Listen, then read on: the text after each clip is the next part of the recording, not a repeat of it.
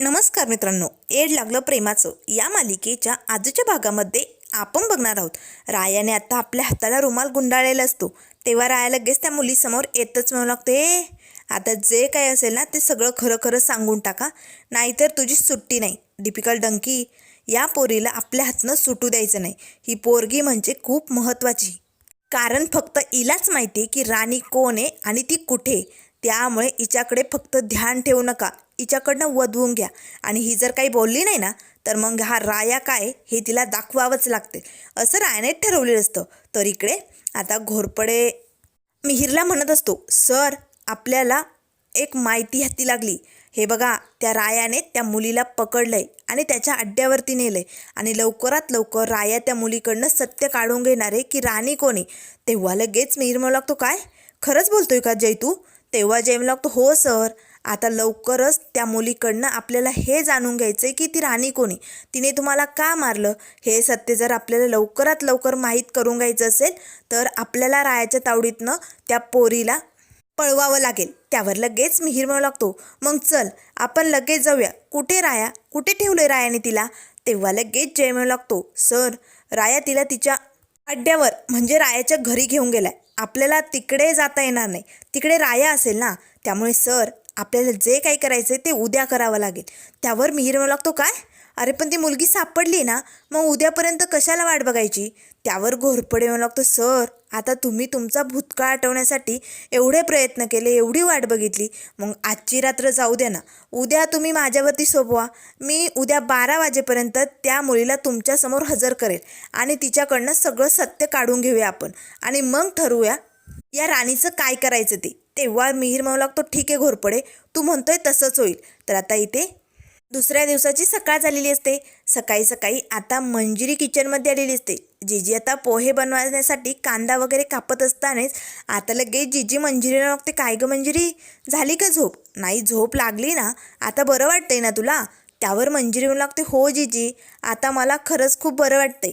तेव्हा जिजी आता मंजिरीच्या चेहऱ्याकडे बघते. तुझ्या चेहऱ्याकडे बघून तर वाटत नाही आहे तुला बरं वाटत असेल म्हणून. आता मंजिरी मात्र लगेच इकडे तिकडे बघण्याचं नाटक करू लागते. त्याच वेळेस आता जिजी म्हणू लागते, बरं चल तुला ना मी मस्त गरमागरम चहा देते म्हणजे तुला बरं वाटेल. आता जिजी पटकन उठते आणि चहा बनवण्यासाठी किचन ओट्यावरती तिथे उभी असते. आता मात्र जिजीने पाठ मंजिरीकडे करताच मंजिरीला धक्का बसतो, कारण जिजीच्या पाठीला आता एक चिठ्ठी म्हणजे पोस्टर लागलेलं असतं. त्यावरती मिस डियर असं मोठ्या अक्षरात लिहिलेलं असतं आणि खाली बराच काही मजकूर लिहिलेला असतो. आता मंजिरीला धक्का बसतो, हा कागद जिजीच्या पाठीला कोणी लावला? म्हणजे जिजीला माहिती नाही आहे का हा कागद तिच्या पाठीला आहे म्हणून? नाही नाही नाही, हे कोण करतंय आणि का? असे असंख्य प्रश्न आता मंजिरीसमोर उभे असतात. आता जिजीची बडबड चालू असते. मंजिरी आता हळूच जिजीजवळ येऊन तो कागद काढण्याचा प्रयत्न करू लागते. त्याच वेळी जिजी म्हणू लागते, मंजिरी तुला माहिती, अगं मुली कितीही खोटं बोलत असल्या तरी आईला त्यांच्या मनातलं कळतं. तू जरी बरं वाटतंय असं म्हणत असली तरी तुझ्या मनातली घालमेल, तुझ्या मनातले हे प्रश्न, जे काही तुझ्या मनात धुमाकूळ घालतात ना, ते तुझ्या या आईला कळतात बरं का. आता मंजिरीला काय करावं काही सुचत नाही. मंजिरी पटकन हळूच जिजीच्या पाठीला जे कागद लावलेले असतात ना ते काढून घेते आणि पटकन असे दुमडा करून आता आपल्या पदराआड लपवते आणि तिकडनं बाहेर निघून जाते. त्याच वेळेस जिजीने आता कपात चहा ओतलेला असतो. तेव्हा जिजी मला लागते, धर मंजिरी, असे म्हणत जिजी पाठीमागे वळून बघते तर मंजिरी गायब. अशी कशी ही पोरगी इकडनं निघून गेली, काहीच कसं बोलली नाही, असे म्हणत जिजी आता चहा घेऊन इकडे बाहेर आलेली असते. आता मंजिरी बाहेर अंगणात येते आणि एका आडबाजूला येऊन आता ती चिठ्ठी वाचू लागते. त्यावरती लिहिलेलं असतं, मिस डियर राणी, आजचा हा शेवटचा कागद आणि आता तुला माझं ऐकावंच लागेल. आज तुला त्या पेपरवरती सही घ्यावीच लागेल. रायाची एकदा का सही झाली की तुझा आणि रायाचा डिवोर्स होणार आणि मग तू फक्त मिहिरची बायको असणार आणि तुला हे करावंच लागणार. तू हेच करणार आणि हेच होणार. आता मंजिरीला धक्का बसतो, कोण आहे? अशी का चिठ्ठी पाठवतोय मला? का असं माझ्याशी वागतंय? नाही नाही नाही, मंजिरीला काही कळायला मार्ग नसतो. मंजिरी पुन्हा आता मजकूर वाचू लागते. आजचा 12 वाजेपर्यंत तुला टाईम दिलेला आहे, तोपर्यंत तुला तुझं आणि रायाचं नातं संपवायचं आहे. एकदा का तुझं आणि रायाचं नातं संपलं की फक्त तुझ्या आयुष्यात मिहिर असणार आहे. मिहिर, तुझा नवरा मिहिर, आणि हेच करणारे मंजिरी तू. नाहीतर मी काय करेन हे तुला चांगलंच माहिती, कारण मी आलोय, मी तुझ्यावरती नजर ठेवून आहे, मी तुझ्या अगदी जवळ आहे. त्यामुळे मी म्हणेल तेच तू करशील. आता मात्र मंजिरी घाबरते. कोण असेल? कोणी मला ब्लॅकमेल करायचं ठरवलंय ना तेच कळत नाही. कुणाला कळलंय मी राणी म्हणून? आणि माझं आणि रायाचं नातं तुटणार? नाही नाही नाही. ज्या नात्यासाठी, ज्या प्रेमासाठी मी एवढा आटापिटा केला, एवढं सगळं केलं, तेच नातं मी तोडायचं? नाही नाही नाही. मी हे होऊ देणार नाही. मला शोधावं लागेल मला ब्लॅकमेल नेमकं कोण करते. आता मंजिरीला लगेच रात्रीचे काही क्षण आठवतात. रात्री जेव्हा तिच्याजवळ असा कागद आला होता तेव्हा मंजिरी धावतच हॉलमध्ये येते. त्याच वेळेस आता नानांना धडपडणारा माणूस म्हणजे तो निखिल असतो. म्हणजे हे सगळं निखिल करतोय का? निखिल मला ब्लॅकमेल करतोय का? पण निखिल का करत असेल? असे असंख्य प्रश्न आता मंजिरीसमोर उभे असतात. तर इकडे आता राया मात्र त्या मुलीसमोर येतो आणि खुर्चीवरती बसतच मला लागते, ए माझ्याकडे काय बघते? हे बघ, डोळे फाडून बघू नको. जे काय असेल ते तोंडाने सत्य कबूल कर आणि सांगून टाक. नाहीतर या रायाशी पंगा म्हणजे चौकात दंगा आहे. तुला माहिती नसेल पण हा राया काय चीज आहे ना हे तुला दाखवावंच लागतंय. त्यामुळे बोल पटापट. आता मात्र तरी ती मुलगी गप्पच असते. तेव्हा रायम लागतो, ए सांगितलेलं समजत नाही का? बोलायचं, तोंड उघडायचं. नाहीतर हा राया काय करेल मग सांगता येणार नाही. हे बघ, आजवर या रायाने आई गाई माईची इज्जत करायचं ठरवलं होतं आणि राया तेच करतो. पण तुझ्यासारखी बाई जर असली ना तर राया मागे पुढे बघणार नाही. तुझा जीव घेईल. त्यामुळे लगेच तोंड उघड आणि ती राणी कोण आहे, कुठे, आणि तू तिची मदत का करते हे सगळं कबूल कर. बघ, लवकरात लवकर विचार कर आणि जे काही खरं असेल ते सांगून टाक. तरी ती मुलगी गप्प असते. तेव्हा राया मात्र भडकतो, ए बाई अगं बोल ना. तुझ्या एका चुकीमुळे, तुझ्या या राणीच्या मदतीमुळे ना खूप काही काही सहन करावं लागलं आहे माझ्या नानाजीजीला. त्यांचा पोरगा त्यांच्यापासून 2 वर्ष दूर राहिला. त्यांच्या पोराच्या प्रेमाला मुकले ते. आणि तुझ्यामुळे माझ्या मिसफायरला बी लई त्रास झाला. त्यामुळे आता तोंड उघड, बोल.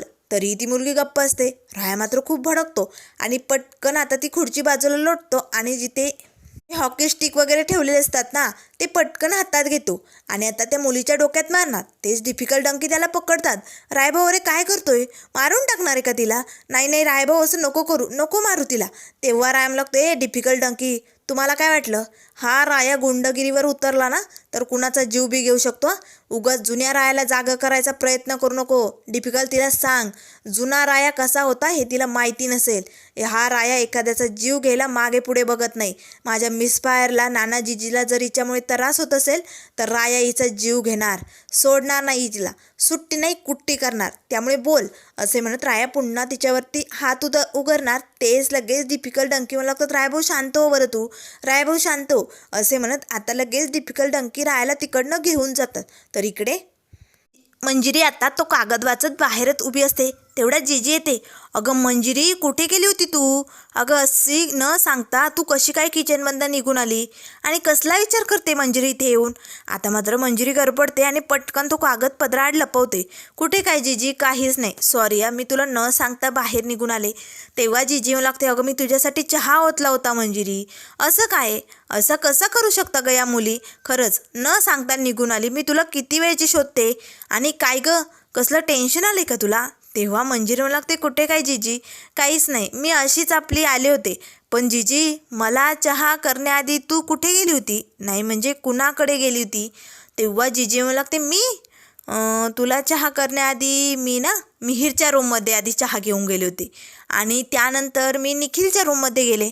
आता मात्र मंजिरीचा डाऊट आणखीनच वाढलेला असतो. कारण निखिलच्या रूममध्ये जीजी गेली म्हटल्यानंतर नक्कीच निखिलचं तरी काम नाही ना. तेव्हा लगेच मंजिरी लागते, बरोबर चालेल, मला नको आहे आता चहा, मी जाते या रूममध्ये. असे म्हणत मंजिरी आपल्या रूममध्ये येते आणि आता त्या डिवोर्स पेपरला हातात घेत मंजिरी विचार करत असते, कोण असेल? कुणाला कळलं असेल की मीच राणी म्हणून? कोण मला ब्लॅकमेल करतं आहे? नाही नाही नाही, काही कळायला मार्गच नाही. जीजी म्हणाली की ती आधी मिहीरच्या रूममध्ये गेली होती आणि नंतर निखिलच्या.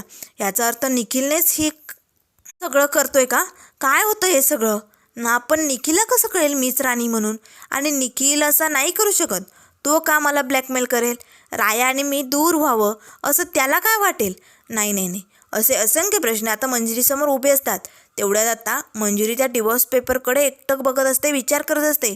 त्याच वेळेस आता निखिल येतो. मंजिरीताई घे, तुला पेन हवा आहे ना सही करण्यासाठी?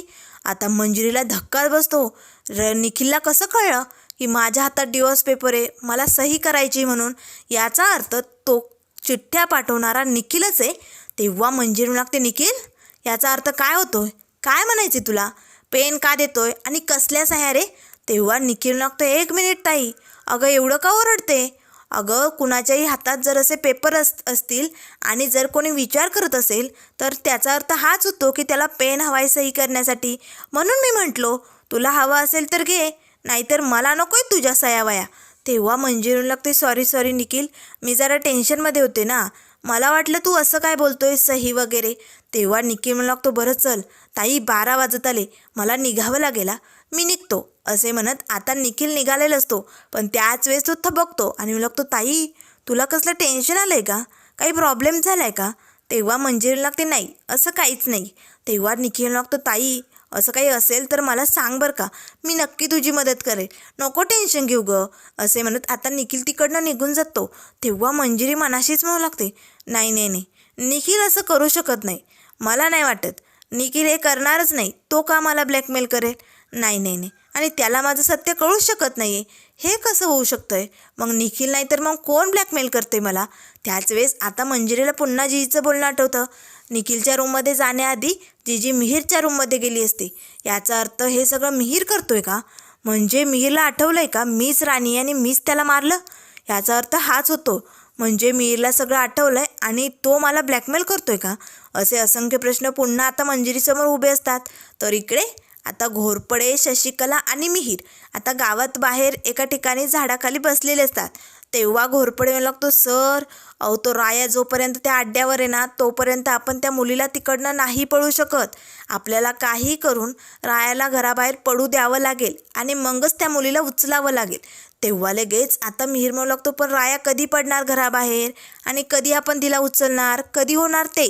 त्यावर घोरपडे म्हणू लागतो, मला आत्ताच खबर लागली सर की राया इकडे घरी यायला निघालाय आणि एकदा का राया घरी आला की तोपर्यंत तुम्ही दोघांनी एक काम करायचं, रायाला इथेच घरी अडकून ठेवायचं. म्हणजे राया इकडे व्यस्त राहील आणि तोपर्यंत मी तिकडे त्या मुलीला पळवेल, म्हणजे आपलं काम सोयीस्कर होईल. चालेल ना सर? जमेल ना तुम्हाला? रायाला थांबवाल ना तुम्ही?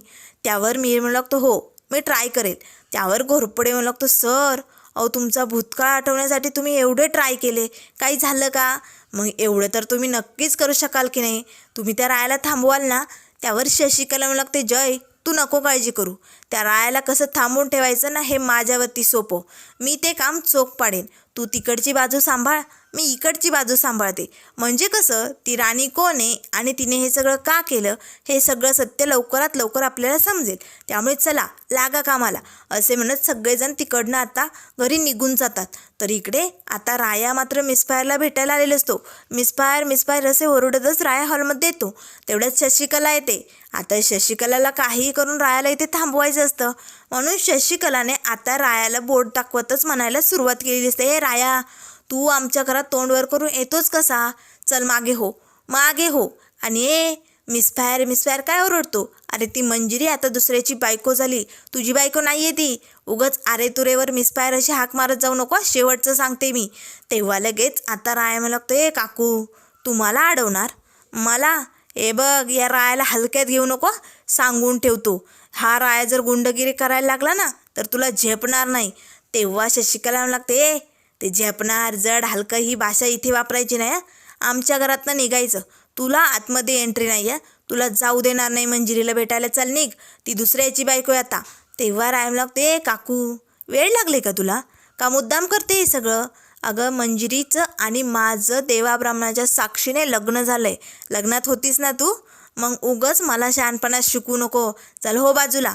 आता मात्र शशिकला लागते, जाऊ देणार नाही आहे. आता दोघांमध्ये तू मी चालू असते. आता हा आवाज ऐकताच नाना जीजी रुजिदा धावत येतात. तेव्हा जीजी म्हणू लागते, काय झाले शशिकला? त्यावर शशिकला लागते, बघा जाऊबाई, मी याला आतमध्ये जायला नकार देते पण हा ऐकायला तयारच नाही आहे. तेव्हा राय लागतो, जीजी मिसफायर माझी बायको आहे आणि मला तिच्याशी महत्त्वाचं बोलायचं आहे, भेटायचं आहे, म्हणून मी आलो आहे आणि ही काकू मला जाऊ देत नाही. त्यावर लगेच आता शशिकला लागते, नाहीच जाऊ देणार, कारण मंजिरी आता तुझी बायको राहिलीच नाही आहे. तेव्हा राय लागतो, बासा काकू आता पुरे झालं, उगच काहीतरी खोटं नाटं बोलू नको. जे सत्य आहे ते तुलाही माहिती आणि मलाही माहिती, मिसफायर ही माझीच बायको आहे. हे जे लग्न झालं आहे ना मीरबरोबर ते खोटं होतं, त्यामुळे तू मला अडवू शकत नाही. तेवढ्यात मिहीर येतो आणि मला लागते, काकू जरी अडवत नसली तरी मी अडवणार तुला. मंजिरी माझी बायको आहे, मी तिला भेटू देणार नाही. आता राहायला तर धक्का बसतो. नाना जीजी सगळेजण मिहीरकडे बघू लागतात. तेवढ्यात मंजिरी हॉलमध्ये येते. मग लगेच राया मिहीरजवळ जातो आणि मला लागते, मिहीर डोक्यावर पडलाय का तू? आणि हे बघ, मी हे जे काही करतोय ना ते तुझ्या भल्यासाठी करतोय. ती पोरगी माझ्या हाती लागली आणि लवकरच राणीचं सत्य आपल्या समोर येणार आहे. माझ्या हातात मोठा पुरावा लागलाय, तुला कळतंय का? त्यावर लगेच आता मंजिरी मनाशीच म्हणू लागते, रे बापरे, रायाच्या हातात मोठा पुरावा लागलाय म्हणजे रायाला सत्य समजणार? नाही नाही नाही, असं होतं कामा नाही. मंजिरी घाबरलेली असते. तेव्हा रायम लागतो, त्यामुळे मिहीर मला जाऊ दे, मला मिस फायरशी बोलायचं आहे. तेव्हा मिहीर मला लागतो, जमणार नाही. आता मिहीर लगेच रायाचा रस्ता अडवतो. सांगितलं ना, मंजिरी माझी बायको आहे आणि मी तिला भेटू देणार नाही.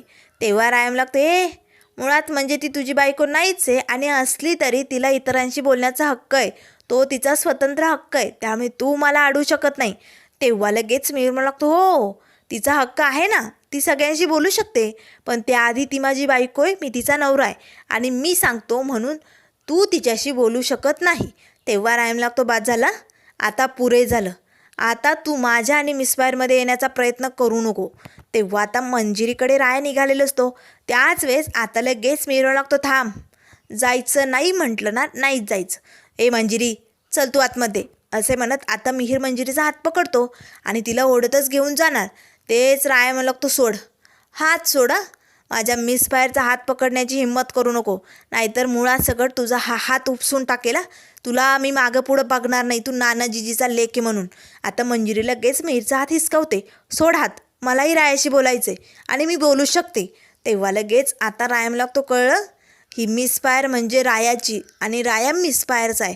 उगाच मध्ये आड येण्याचा प्रयत्न करू नका. आता मिहीरला मात्र खूपच राग आलेला असतो. तर त्यानंतर मित्रांनो, पुढील भागामध्ये आपण बघणार आहोत, इथे मंजिरी घाबरलेली असते, कारण राया आणि माझं नातं तुटू नये, त्यासाठी मला रायाला स्वतःहून सगळं सत्य सांगावं लागेल असं तिने ठरवलेलं असतं. तेवढ्यात आता लगेच सगळीकडे अंधार असतो. रूममध्ये काहीच दिसत नाही. रूमचा दरवाजा उघडला जातो. मंजिरीला वाटतं की राया चालाय, पण तो मिहीर असतो. आता मंजिरी सगळं सत्य रायासमोर कबूल करते. त्याच वेळेस आता मिहीर समोर येतो आणि म्हणू लागते, मंजिरी तूच राणी हे मला माहिती होतं, पण मी स्मृती गेल्याचं नाटक केलं.